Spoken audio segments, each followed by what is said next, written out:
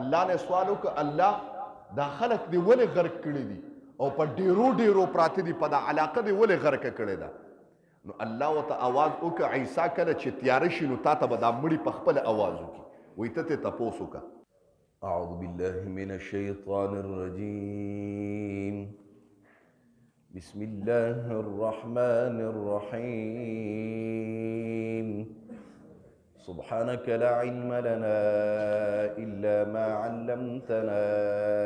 إنك أنت العليم الحكيم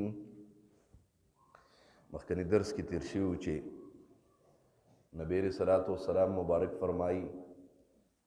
د سپین ویښته د ګیرې نمو باسا ځکه دا د مسلمان نورانیت دی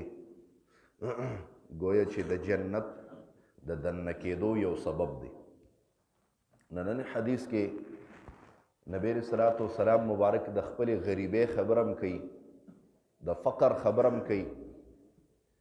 او د دنیا متعلق خبرم کوي چې یو انسان دی وایي چې زه د خلکو ته خوښ شم مسلمانانو ته مخلوق ته د خوښ شم نو څنګه به خوښېږم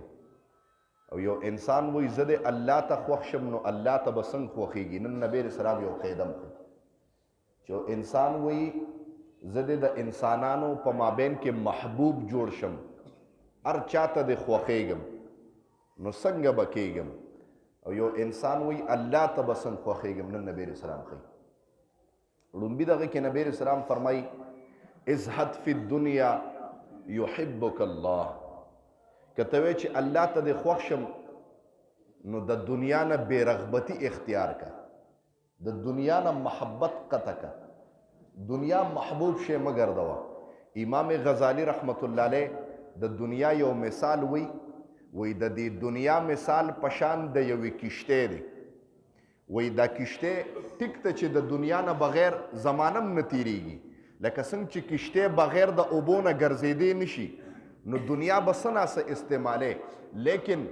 د دنیا مثال د بحر سمندر دی او د سړي مثال د دا کشتۍ دی نو اوس دا کشتۍ که په بحر د پاسه روانه نو ټیک د روانه وي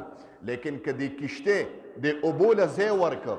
نو دا کشتۍ بیا غرقیږي زما محترمو دغه رنګې دا انسان به دنیا کې چلیږي لیکن که دنیا له په زړه کې ځای ورکه نو انسان غرق شي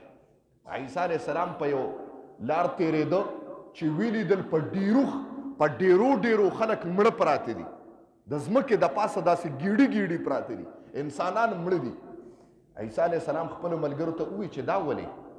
هغې ورته وی حضرت چې دا ولې دا خلک مړه دي او ښخ شوي نه دي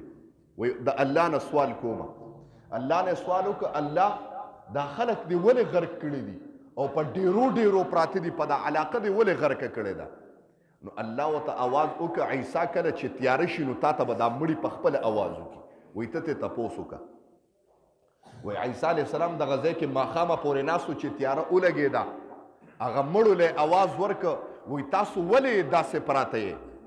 نو یو مړي ورته آواز وکړه وایي موږ خلک الله صرف په یو وجه غرق کړي چې کله به موږ له دنیا را روانه وه نو ډېر به خوشحالېدو او چې کله به رانه دنیا تله نو داسې به خفه کېدو لکه انسان چې په خپل بچي باندې خفه کېږي نو الله را باندې دا عذاب نازل کړه چې وورې را باندې د اسمان نه نازل کړه نو عیسی علیه السلام ورته دا نور ولې خبرې نه کوي ته ولې خبرې کوې وایي حضرت زما پکې دنیا نه وه خوښه او دا ما سره چې ګیر چاپیره ګیډي او ډیري پراته دي د دې خلکو دنیا خوښه وه نو د دې خلکو په عذاب کې زم الله عذاب کړم ځکه دې کې زه دیره ومه نو الله پکې زم اوس وځولم خو لیکن د دې روحونه په جهنم کې دي او زه د جهنم په یو خوا کې پروت یم نو ما ته دا پته نه لګېږي چې الله به مې جهنم ته غورځوي او که نه د دې نه به مې ازادوي نو پته ولګېده زما محترمو رسول سلام علیکہ یا حبیب سلام علیکہ سلام